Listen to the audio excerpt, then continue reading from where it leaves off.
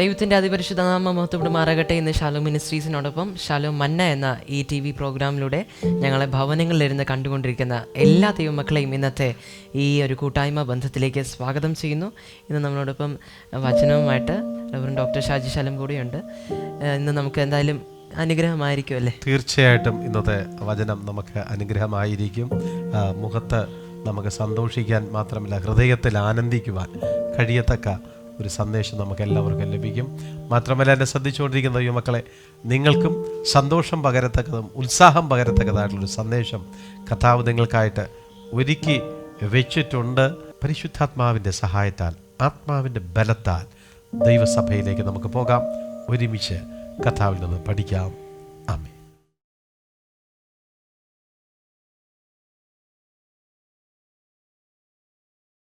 തലയൊന്ന് ഉയർത്താൻ ഒരുവന് മനസ്സുണ്ട് എങ്കിൽ, തലയൊന്ന് ഉയർത്തി കാണുന്നതൊക്കെയും കാണുവാൻ മനസ്സുണ്ട് എങ്കിൽ, ആ നിന്റെ നഗ്നനേത്രങ്ങൾ കൊണ്ട് കാണുന്നത് നിനക്ക് മടക്കി തരുവാൻ കഴിവുള്ള ഒരു ദൈവത്തിന്റെ സന്നിധിയിൽ പരിശുദ്ധൻ പറയുന്നു, ആമേൻ. നിന്റെ കണ്ണ് ഉയരത്തിലേക്ക് ഉയർത്തുക.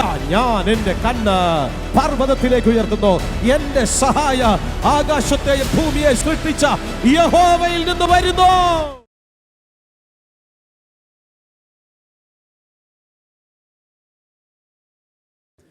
ഈ പ്രഭാതത്തിൽ കർത്താവ് തൻ്റെ സാന്നിധ്യത്താൽ നമ്മെ നിറച്ചിരിക്കുന്നത് നമുക്ക് അനുഭവിക്കുവാനായി കഴിയും. പ്രത്യേകാൽ ഈ ആലയം ദൈവ സാന്നിധ്യം കൊണ്ട് നിറഞ്ഞിരിക്കുന്നത് നമുക്ക് അനുഭവിക്കുവാൻ കഴിയും. നമുക്കൊരു സങ്കീർത്തന പാരായണത്തോടുകൂടി നമ്മുടെ വചന പ്രഘോഷണത്തിലേക്ക് നമുക്ക് പ്രവേശിക്കാം.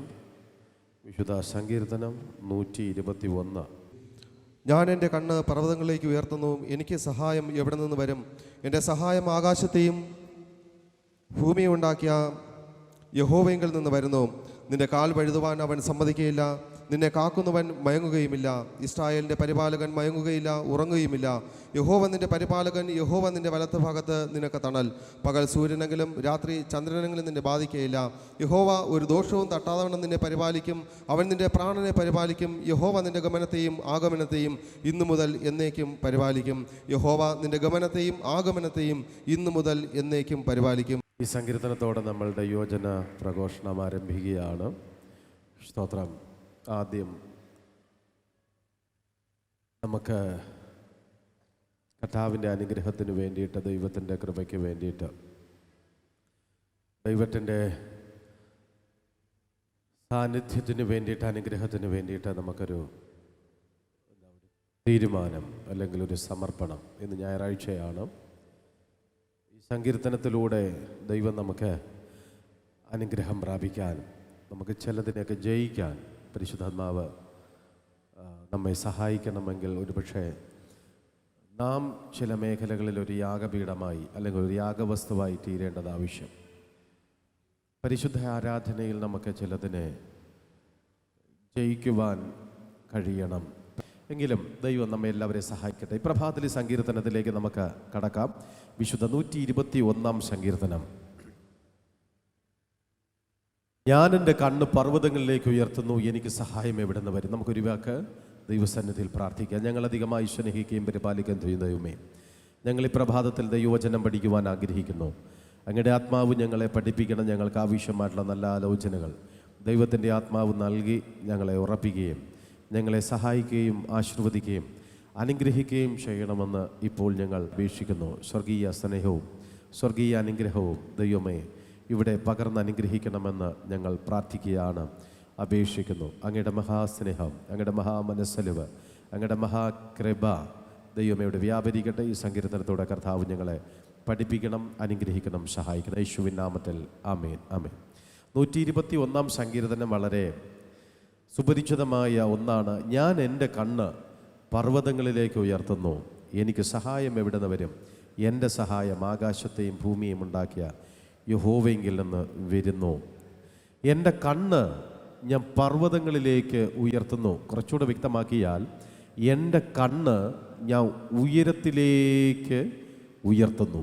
എൻ്റെ കണ്ണ് ഉയരത്തിലേക്ക് ഉയർത്തുന്നു. നമുക്കറിയാം, പലപ്പോഴും കണ്ണ് സ്വാഭാവികമായിട്ട് ഇങ്ങനെ നടക്കുന്നത് എന്തെങ്കിലും ബുദ്ധിമുട്ടുള്ള വ്യക്തികളായിരിക്കാം. സ്വാഭാവികമായി കണ്ണ് ഒന്നുകിൽ നമ്മൾ നേരെ നോക്കും, ഇല്ലെങ്കിൽ ഇച്ചിരി കുനിഞ്ഞ്. നമ്മൾ നടന്നു പോകുന്നുവെങ്കിൽ നമ്മൾ നിലത്ത് നോക്കിക്കൊണ്ടേ നടക്കത്തുള്ളൂ. കാരണം കല്ലോ മുള്ളോ എന്തെങ്കിലും കിടക്കുകയാണ് എങ്കിൽ അതിനെ ഒന്ന് ശ്രദ്ധിക്കാൻ വേണ്ടിയിട്ടെന്നുള്ള ലെവലിലായിരിക്കും. പക്ഷേ ഇവിടെ സങ്കീർത്തനക്കാരൻ പറയുന്നു, എനിക്ക് സഹായത്തിനു വേണ്ടിയിട്ട് ഞാൻ മേളിലേക്ക് ഉയർത്തുന്നു. അപ്പോൾ സഹായം ആവശ്യമായിരിക്കുന്ന ഒരു വ്യക്തി, അല്ലെങ്കിൽ സഹായം വേണം എന്ന് തോന്നുന്ന ഒരു വ്യക്തിയെ സംബന്ധിച്ചിടത്തോളം ആ വ്യക്തിയുടെ കണ്ണ്, പ്രൈസ് ദ ലോർഡ്, ഉയരത്തിലേക്ക് നോക്കുവാൻ വേണ്ടിയിട്ട് ശ്രമിക്കണം. ആ കണ്ണ് മേളിലേക്ക് അതെ നോക്കണം. Praise God. കാരണം ഞാനിപ്പോൾ നിങ്ങൾ നോക്കിക്കൊണ്ടാണ് നിൽക്കുന്നത്. എന്താണ്? നിങ്ങൾ ദൈവവചനം കേട്ടുകൊണ്ടിരിക്കുകയാണ്. ദൈവവചനം നിങ്ങൾ കേട്ടുകൊണ്ടിരിക്കുമ്പോൾ തന്നെ ഞാൻ നിങ്ങളിലേക്ക് നോക്കി പ്രസംഗിക്കുമ്പോൾ, നിങ്ങളിലേക്ക് ഞാൻ എന്നെ തന്നെ ശ്രദ്ധിക്കുന്ന സമയത്തിൽ എന്ത് സംഭവിക്കാനായി കഴിയപ്പെടുന്നു? നോട്ടത്തിലൂടെ, ദൃഷ്ടിയിലൂടെ, നോക്കുന്നതിലൂടെ വ്യാപരിക്കുന്ന ഒരു അഭിഷേകത്തിൻ്റെ പകർച്ചയുണ്ട്. സ്തോത്രം. സുന്ദരമെന്ന് പറയുന്ന ദൈവാലയ ഗോപുരത്തിൽ ഭിക്ഷയെടുത്തുകൊണ്ടിരുന്ന വ്യക്തി കർത്താവിൻ്റെ സന്നിധിയിൽ അവർ ബലം പ്രാപിച്ച് ശക്തി പ്രാപിച്ച് കടന്നു വന്ന ദൈവത്തിൻ്റെ അഭിഷിക്തന്മാർ രണ്ടുപേർ, അവർക്ക് നിന്ന് വല്ലതും കിട്ടുമോ എന്ന് ഉറ്റു നോക്കിക്കൊണ്ടിരുന്നു. ആ നോട്ടം ഒരു പ്രതീക്ഷയുടെ നോട്ടമായിരുന്നു. ആ നോട്ടത്തിൻ്റെ മധ്യത്തിൽ പത്രോസും യോഹന്നാനും തിരിച്ച് അവനെ തന്നെ ഒന്ന് നോക്കി. അവനെ നോക്കുന്ന ആ സമയത്തിൽ തന്നെ അവിടെ ഒരു ആത്മപകർച്ച സംഭവിച്ചു. ഒരു അഭിഷേകത്തിൻ്റെ സാന്നിധ്യം അവിടേക്ക് വ്യാപരിക്കുവാനായി തുടങ്ങി.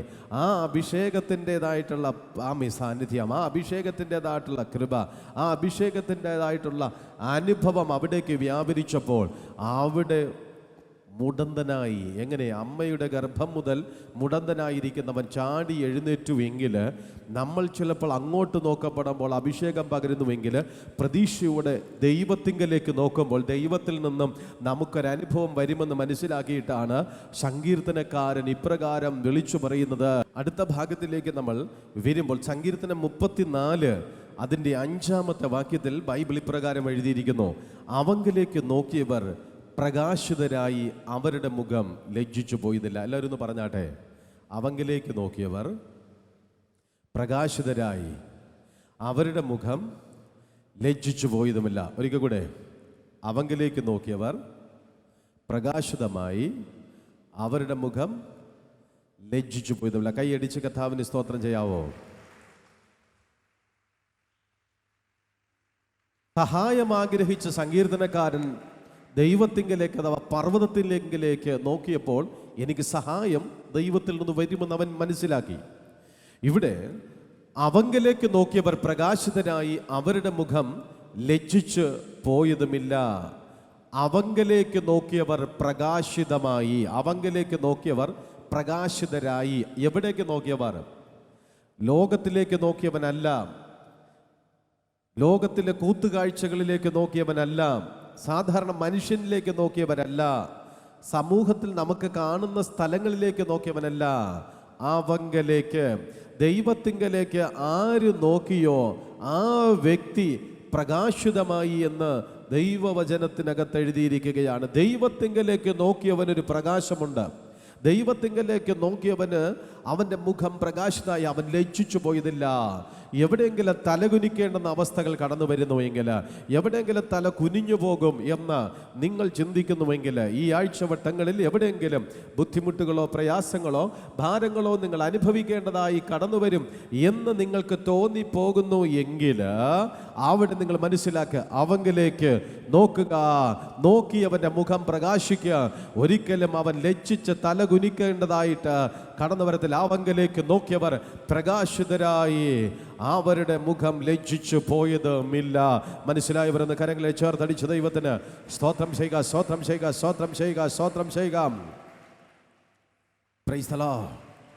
അപ്പോൾ ദൈവത്തിങ്കലേക്ക് ആർക്ക് നോക്കാനായിട്ട് കഴിയപ്പെടുന്നുണ്ടോ, ദൈവത്തിങ്കലേക്ക് ആര് നോക്കുന്നോ അവൻ്റെ മുഖം ലജ്ജിച്ചു പോകത്തില്ല. അപ്പോൾ നോട്ടം എവിടെയായിരിക്കണം? അതാണ് ഇവിടുത്തെ അതേ വിഷയം എന്ന് പറയുന്നത്. Praise God. നമ്മൾ എവിടെയെങ്കിലും നോക്കിക്കഴിഞ്ഞാലിട്ട് നമുക്ക് എന്താ തെറ്റുപറ്റിപ്പോകും. ഞാനിപ്പോൾ വേറെ എങ്ങോട്ടെങ്കിലും നോക്കി പ്രസംഗിച്ചു കഴിഞ്ഞാലോട്ട് സ്തോത്രം നിങ്ങൾക്കൊന്നും മനസ്സിലാക്കത്തില്ല. കാരണം നിങ്ങളുടെ മുഖത്ത് നോക്കാത്തിടത്തോളം കാലം അതൊന്നും നിങ്ങൾക്ക് മനസ്സിലാക്കുവാനായി കഴിയത്തേയില്ല.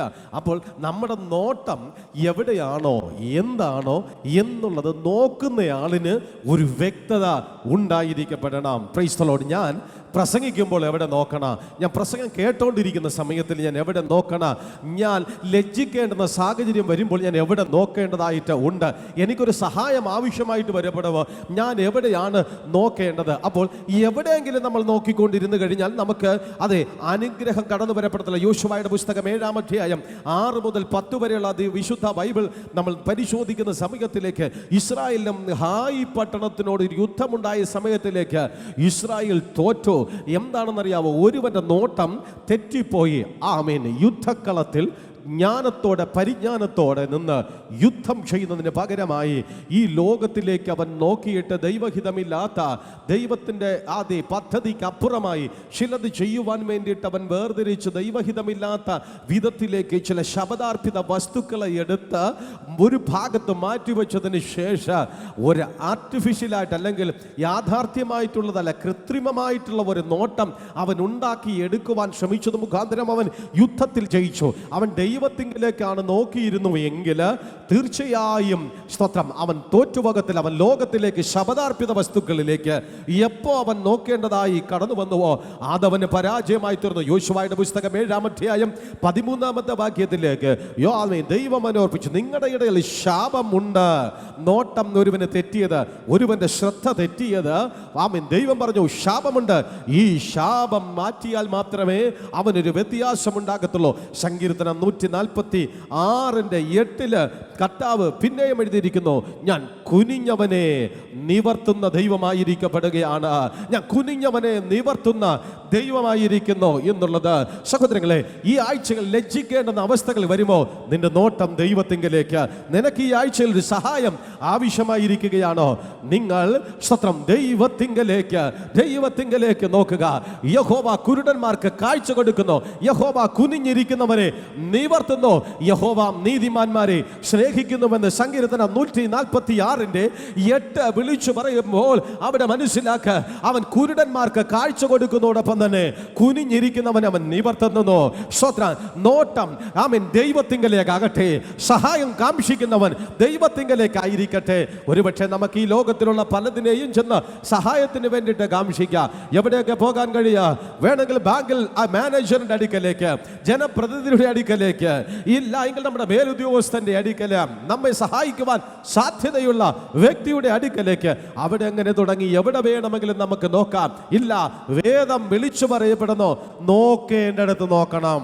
സങ്കീർത്തനം 146:8 അവൻ കുനിഞ്ഞവരെ നിവർത്തുന്ന ദൈവമെന്ന്. സങ്കീർത്തനം 145:14 നമ്മൾ കടക്കുന്നപ്പോൾ വീഴുന്നവരൊക്കെയും യഹോവ താങ്ങുന്നു, കുനിഞ്ഞിരിക്കുന്നവരെ ഒക്കെയും അവൻ നിവർത്തുന്നു എന്ന്. വീഴുന്നവരെ ഒക്കെയും യഹോവ താങ്ങുന്നു, കുനിഞ്ഞിരിക്കുന്നവരെ ഒക്കെയും നിവർത്തുന്നു. ഈ വാക്യങ്ങളെല്ലാം ഞാനെടുത്ത് പറയുമ്പോൾ തന്നെ നമ്മൾ തല കുനിഞ്ഞിരിക്കുവാൻ ദൈവം നമ്മളെക്കുറിച്ച് ആഗ്രഹിക്കുന്നില്ല. ഹല്ലേലൂയാ, ഹല്ലേലൂയാ. കഴിഞ്ഞ ഒരാഴ്ചവട്ട കാലം നിങ്ങളുടെ തല കുനിഞ്ഞു പോയ അവസ്ഥയാണോ? രോഗങ്ങളുടെ മധ്യത്തിൽ, സാമ്പത്തിക പ്രശ്നങ്ങളുടെ മധ്യത്തിൽ, വ്യക്തിപരമായ വിഷയങ്ങളിൽ ചിലയിടത്ത് മറുപടി കൊടുക്കുവാൻ കഴിയാതെ, ചിലയിടത്ത് ഉറച്ച തീരുമാനമെടുക്കുവാൻ കഴിയാത്ത വിധത്തിൽ നിങ്ങളുടെ തല കുനിഞ്ഞു പോയോ? ചിലരുടെ ചോദ്യങ്ങൾക്ക് ഉത്തരം പറയുവാൻ കഴിയാത്ത വിധത്തിലേക്കായോ? ചിലർക്ക് വ്യക്തമായ മറുപടി കൊടുക്കുവാൻ കഴിയാത്ത സ്ഥിതിയിലേക്ക് എത്തിയോ? നമ്മുടെ ദൈവത്തിന് ഒരു പ്രത്യേകത ഉണ്ട്. അവൻ വീഴുന്നവരൊക്കെയും താങ്ങുന്നു. നിങ്ങൾ വീഴ്ചയുടെ വക്കിലായിരിക്കുന്ന വ്യക്തിയായിരുന്നോ? സാമ്പത്തികമോ ശാരീരികമോ മാനസികമോയ വിധത്തിൽ ഒരു വീഴ്ചയുടെ വക്കിലാണ് നിങ്ങൾ നിൽക്കുന്നു എന്ന് നിങ്ങൾക്ക് തോന്നുന്നുണ്ടോ? ഈ വീഴ്ചയുടെ വക്കിലാണ് എങ്കിൽ ഒരു മനുഷ്യന് താങ്ങുവാൻ പരിമിതികളുണ്ട്, ഒരു മനുഷ്യന് നിങ്ങളെ സൂക്ഷിക്കുവാൻ പരിധികളുണ്ട്. പക്ഷേ അതിനപ്പുറത്തേക്ക് അതിനപ്പുറത്ത് നിങ്ങളെ സഹായിക്കുവാൻ ദൈവത്തിൻ്റെ ആത്മാവ് കൃത്യമായും കഴിയും. വീഴാതെ നിങ്ങളെ എല്ലായ്പ്പോഴും താങ്ങുന്ന സ്വർഗത്തിലെ കർത്താവ് ഇന്ന് നമ്മുടെ മധ്യത്തിലേക്ക് വന്നിട്ടുണ്ട്. കുനിഞ്ഞിരിക്കുന്നവരെ നിവർത്തുന്ന ഒരു ദൈവം. തൻ്റെ ഭക്തജനങ്ങൾ ആരും കുനിഞ്ഞിരിക്കണമെന്ന് ദൈവം ആഗ്രഹിക്കത്തില്ല. കുനിഞ്ഞിരിക്കുന്നവരെല്ലാം ദൈവം നിവർത്തും. 38 വർഷക്കാലം രോഗാത്മാവ് ബാധിച്ച ഒരമ്മയെക്കുറിച്ച് വേദപുസ്തകം എഴുതിയിട്ടുണ്ട്. ലൂക്കോസ് സുവിശേഷം 13-ാം അധ്യായം 11 മുതൽ 13 വരെയുള്ള വാക്യങ്ങളിൽ രോഗാത്മാവിനാൽ കുനിഞ്ഞിരിക്കുന്ന ഒരമ്മയെക്കുറിച്ച് വേദപുസ്തകത്തിനകത്ത് ഇങ്ങനെ എഴുതിയിരിക്കുകയാണ്.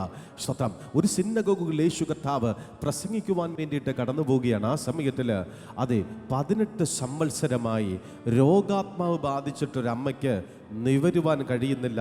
സ്വന്തക്കാരുടെ മുഖത്ത് നിവർന്നു നോക്കാൻ കഴിയുന്നില്ല. പരിചയക്കാരുടെ മുഖത്ത് നിവർന്നു നോക്കുവാൻ കഴിയുന്നില്ല. എപ്പോഴും കുനിഞ്ഞിരിക്കുന്ന സ്ഥിതി മാത്രമാണ് അവിടെ കടന്നു വന്നത്. ആ സമയത്തിൽ തന്നെ സ്വർഗീയ സാന്നിധ്യം അവിടേക്ക് പോയി. അമ്മയെ അന്വേഷിച്ച്, ഞാൻ അങ്ങനെ പറഞ്ഞോട്ടെ, ആ അമ്മയെ അന്വേഷിച്ച് ആ സിനഗോഗിലേക്ക് യേശു കർത്താവ് കടന്നു ചെന്നു. അതൊരു ശബത്ത് ദിവസമായിരുന്നു. ആചാരങ്ങളും അനുഷ്ഠാനങ്ങളും ഒരു ഭാഗത്ത് വിപരീതമായി നിൽക്കുമ്പോൾ അതിൻ്റെ അപ്പുറത്തൊരു ദൈവത്തിൻ്റെ സ്നേഹമുണ്ട്. യാഗത്തിലല്ല, ഞാൻ കരുണയിൽ പ്രസാദിക്കുന്ന ദൈവമാണ്. ആചാരങ്ങളും അനുഷ്ഠാനങ്ങളും ഒരു വിഭാഗക്കാർ ഉയർത്തിപ്പിടിക്കുമ്പോഴും അതിനപ്പുറത്തൊരു കരുണ നൽകി ഉറപ്പിക്കുവാൻ കഴിയുന്ന ദൈവസ്നേഹം ആ സിനഗോഗിനകത്ത് നിറഞ്ഞു നിന്നു. ആമേൻ.